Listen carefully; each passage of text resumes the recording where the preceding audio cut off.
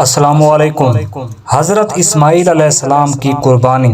ایک بار حضرت ابراہیم علیہ السلام نے اپنے بیٹے حضرت اسماعیل علیہ السلام سے فرمایا، اے میرے بیٹے، میں نے خواب دیکھا ہے کہ میں تمہیں ذبح کر رہا ہوں، اب تم دیکھ لو کہ تمہاری کیا رائے ہے۔ حضرت ابراہیم علیہ السلام نے یہ اس لیے کہا تھا کہ ان کے بیٹے کو ذبح ہونے سے ڈر نہ لگے اور اللہ پاک کے حکم پر عمل کرنے کے لیے رغبت کے ساتھ تیار ہو جائیں۔ تو حضرت اسماعیل علیہ السلام نے عرض کی، اے میرے باپ، آپ وہی کریں جس کا آپ کو اللہ پاک کی طرف سے حکم دیا جا رہا ہے۔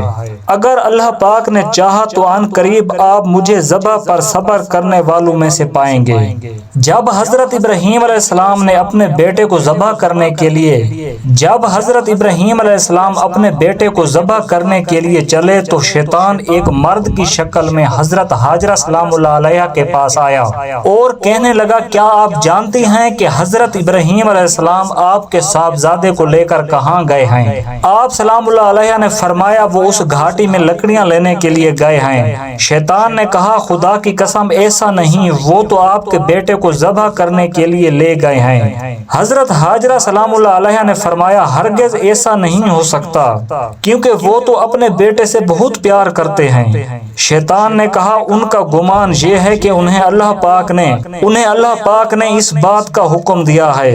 حضرت ہاجرہ سلام اللہ علیہ نے فرمایا، اگر انہیں اللہ پاک نے حکم دیا ہے تو پھر اس سے اچھی اور کیا بات ہو سکتی ہے کہ وہ اپنے رب کے حکم پر عمل کریں۔ یہاں سے نامراد ہو کر شیطان حضرت اسماعیل علیہ السلام کے پاس پہنچا اور ان سے کہا، اے لڑکے، کیا تم جانتے ہو کہ آپ کے والد آپ کو کہاں لے کر جا رہے ہیں؟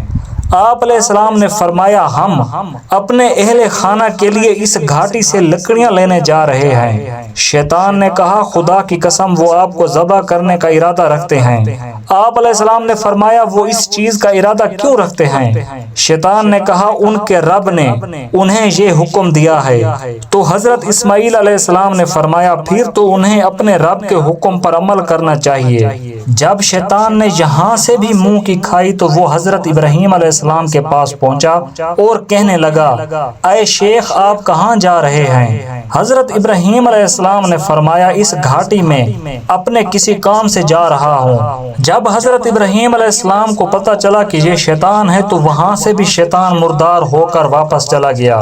جب حضرت ابراہیم علیہ السلام نے اپنے بیٹے کو ذبح کرنے کا ارادہ فرمایا تو ان کے بیٹے نے عرض کی، اے والد محترم، اگر آپ نے مجھے ذبح کرنے کا ارادہ کر لیا ہے تو پہلے مجھے رسیوں کے ساتھ مضبوطی سے باندھ لیں تاکہ میں تڑپ نہ سکوں، اور اپنے کپڑے بھی سمیٹ لیں تاکہ میرے خون کے چھینٹے آپ پر نہ پڑیں اور میرا اجر کم نہ ہو، کیونکہ موت بہت سخت ہوتی ہے، اور اپنی چھری کو اچھی طرح تیز کر لیں تاکہ وہ مجھ پر آسانی سے چل جائے، اور جب آپ مجھے ذبح کرنے کے لیے لٹائیں تو پہلو کے بل لٹانے کی بجائے پیشانی کے بل لٹائیں، کیونکہ مجھے اس بات کا ڈر ہے کہ جب آپ کی نظر میرے چہرے پر پڑے گی تو اس وقت آپ کے دل میں رکت پیدا ہوگی، اور وہ رکت اللہ پاک کے حکم پر عمل اور آپ کے درمیان حائل ہو سکتی ہے، اور اگر آپ مناسب سمجھیں تو میری قمیض میری ماں کو دے دیں تاکہ انہیں تسلی ہو اور انہیں مجھ پر صبر آ جائے۔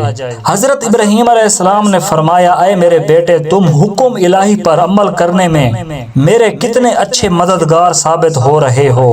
اس کے بعد بیٹے کی خواہش کے مطابق پہلے اسے اچھی طرح باندھ دیا، پھر اپنی چھری تیز کی اور اپنے بیٹے کو منہ کے بل لٹا کر ان کے چہرے سے نظر ہٹا لی، پھر ان کے حلق پر چھری چلا دی تو اللہ پاک نے ان کے ہاتھ میں چھری کو پلٹ دیا۔